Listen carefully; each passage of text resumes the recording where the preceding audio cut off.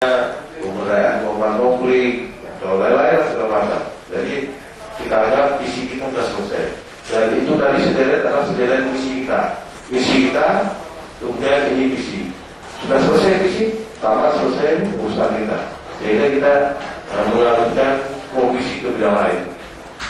Jadi tidak ada yang sangkut paut dengan masalah ini.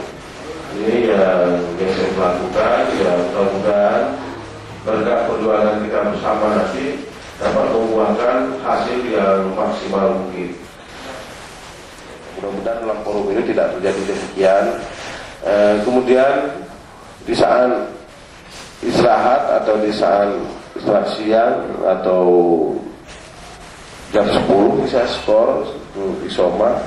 Kadang-kadang panitia harus memanggil bapak-bapak. Ya, kita mohon kesadaran kita sendiri, ya nggak perlu dipanggil lah. Jadi ya ada uang yang ikut memberikan sedikit saran pendapat yang bisa kami berikan kepada bapak. Tidak banyak. Mungkin bapak lebih banyak ilmunya dan lebih banyak pengalamannya. Kami hanya sedikit numpang mencoba memberikan ini kalau bisa. Ya, kalau bapak beri makan dengan rahmat menjadi rahmat. Kalau bapak tidak beri makan dengan rahmat maka tidak akan menjadi dengan rahmat.